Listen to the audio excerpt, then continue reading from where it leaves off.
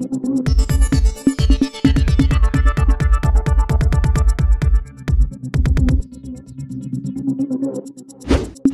News Maharashtra बातमीचे वास्तववादी विश्लेषण. या तालुक्याचे आमदार, सर्वांच्या हृदयावरती राज्य करणारे आमदार आदरणीय यशवंत तात्या, आदरणीय भाऊसाहेब आणि रावसाहेब. मित्रांनो, या ठिकाणी खरं तर विजय सभेमध्ये आपण भाषण करू किंवा गुलाल उधळल्यानंतर एक आभार प्रदर्शनाची आपली सभा होते, ती सभा होईल अशा प्रकारचं स्वप्न सर्व लोकनेते परिवारातील कार्यकर्त्यांनी पाहिलं होतं. परंतु खऱ्या अर्थाने या ठिकाणी आत्मचिंतन करण्याची गरज मित्रांनो आली आहे. आत्मचिंतन ही नेत्यांनी करायची गरज नाही मित्रांनो, तर तुमच्या माझ्यासारख्या कार्यकर्त्यांनी आपला पराभव का झाला, कशासाठी झाला, त्याचं आत्मचिंतन करण्याची वेळ आली आहे मित्रांनो. लोकनेते परिवाराशी 3 पिढ्यापासून लोक जोडलेले आहेत. आदरणीय अण्णाच्या काळातील कार्यकर्ते आहेत, आदरणीय मालकाच्या काळातले कार्यकर्ते आहेत, भाऊसाहेबांच्या काळातले कार्यकर्ते आहेत, रावसाहेबांच्या काळातले कार्यकर्ते.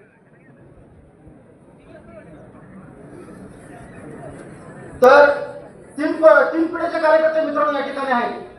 तर आता भाऊसाहेब गरज आहे 4थी पिढी, जी 4थी फळे आहे, जे अण्णासोबत नव्हते, मालकासोबत नव्हते, भाऊसाहेब सोबत नव्हते, परंतु चौकटीवर होऊन आपल्याला म्हणतात न्याय जमीन सर, त्या माणसाला हात घेण्याची गरज आहे. त्या माणसाला हात घेण्याची गरज आहे भाऊसाहेब. भले आमचा नागाबाबू साठे असेल, राहुल कसबे असेल, भले आम्हाला तुम्ही मांडीवर घेऊन बसा, आमचे प्रकाश भाऊ असतील, असलंब असतील, आमची नाव डोक्यामध्ये नाराजी नको, भले आम्हाला मांडीवर घेऊन बसा, परंतु जो बाहेर ना आलाय त्याला कमीत कमी उमऱ्यातून तरी येऊ द्या. आणि चौघ काय सांगतो त्याचं तुम्ही ऐकू नका. त्या माणसाला आतमध्ये घ्या, त्याचं परीक्षण करा. भले तो आपलं बोल लागलं तर थांबल, नाही तर बाहेर जाऊन नादारी करेल, ती पण सांगता येणार नाही. परंतु काम करण्याची आणि परिवारामध्ये येण्याची संधी ही प्रत्येक कार्यकर्त्याला आपण दिली पाहिजे माणसं. तर या ठिकाणी गावातील पुढे या ठिकाणी तात्याचा दोष नाही, मालकाचा नाही, भाऊसाहेबचा नाही, रावसाहेबचा नाही. कुणाचं लग्न असू द्या, कुणाची अंत्यविधी असू द्या, सुखाचा कार्यक्रम असू द्या किंवा दुःखाचा कार्यक्रम असू द्या, नेते त्या ठिकाणी सहभागी असतात.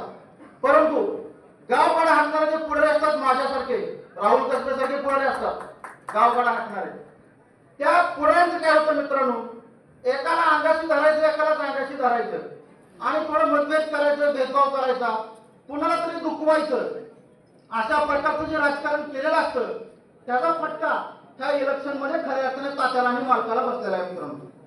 तर फक्त काही लॉबी अशी आहे की त्यांना फक्त कॉन्ट्रॅक्टचं काम पाहिजे. काही लोकांनी मालकासोबत राहून मालक तुपाची घागर भरून ठेवलेली आहे, तुपाची घागर भरून ठेवले, झाकण उकडून अजून बघतात घागरीत काय फुलपात्र कमी पडतंय का, एखादा प्याला कमी पडतोय का, मग मालकाची गाडी घेऊन अजूनच प्याला होता बाहेर सांडायला लागले, तरी पण म्हणते वगळवाल्यावर चांगलं दिसतंय. अशा प्रकारची जी लॉबी आहे मित्रांनो, तुम्ही अजून 2 गाडी भरा, त्याचा आम्हाला घेणं घेणं नाही. तुपाच्या 2 गाडी भरा, पण तो रस्त्यावर हिंडून लोकनेते परिवारासाठी जी माणूस लढाई करायला तयार आहे त्या माणसाला मात्र सन्मानाची वागणूक द्या. आणि आपल्या गावामध्ये जो रस्त्यावरचं काम करणारा एखादा गोरगरिबाचा मुलगा असेल त्याला पक्षात घ्या, भाऊसाहेबपाशी न्या, रावसाहेबपाशी न्या. मी डॉक्टर बाबासाहेब आंबेडकरची शपथ घेऊन सांगतो, छत्रपती शिवाजी महाराजांची शपथ घेऊन सांगतो, तुम्ही तो पोरगा, तुम्ही तो माणूस भाऊसाहेब आणि रावसाहेबपाशी आणला आणि त्या माणसानं भाऊसाहेब आणि रावसाहेब जर समजून घेतलं तर या जन्मात तो लोकनेते परिवाराला गद्दारी करणार नाही. फक्त गरज आहे त्या माणसाला त्या परिवारापर्यंत पोहोचवायची मित्रांनो. तर आपण तहसीलचा विषय गाजला या ठिकाणी.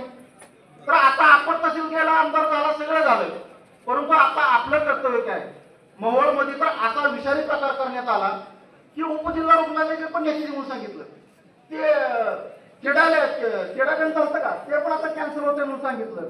आणखीन बरेच खोटा नाटा प्रचार करण्यात आला. तर आपण तहसील अंगणवाडी झालेल्या कसं कामाचं आहे ही सिद्ध करून दाखवायची जबाबदारी तुमची आणि माझी आहे.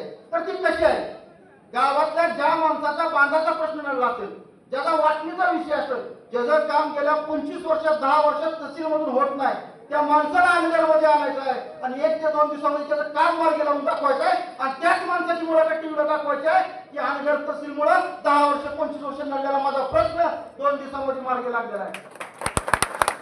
अशा प्रकारचं काम नेत्यांची जबाबदारी काय? पावसाने सांगितलं आता की लोकसभा असेल, जिल्हा परिषद असेल आणि पंचायत समिती असेल, सर्वच्या सर्व जागा जिंकायच्या आहे.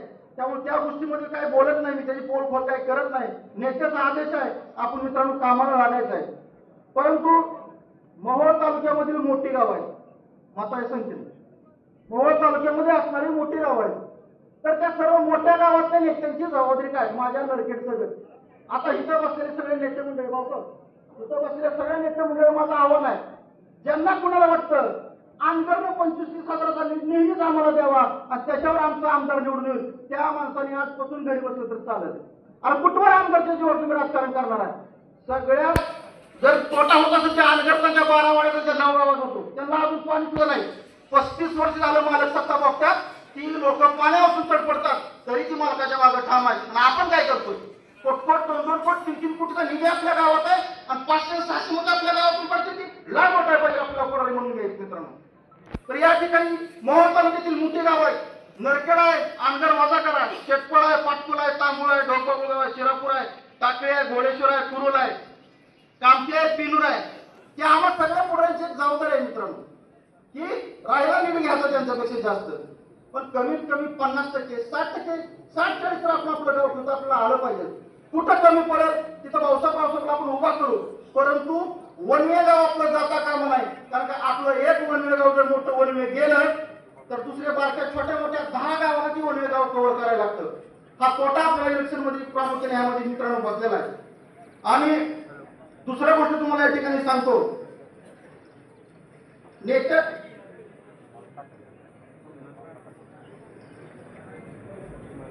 तर या ठिकाणी वेळ कमी असल्यामुळे आता बरेच बोलायचं होतं, परंतु वेळ कमी आहे आणि या ठिकाणी थांबवतो. एक गोष्ट तुम्हाला सांगतो.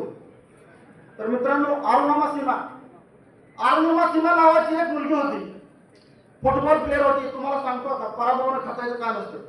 अरुणिमा सीमाची मुलगी होती, ती मुलगी फुटबॉल प्लेअर होती. लखनौवरून दिल्लीला रेल्वे प्रवास करत असताना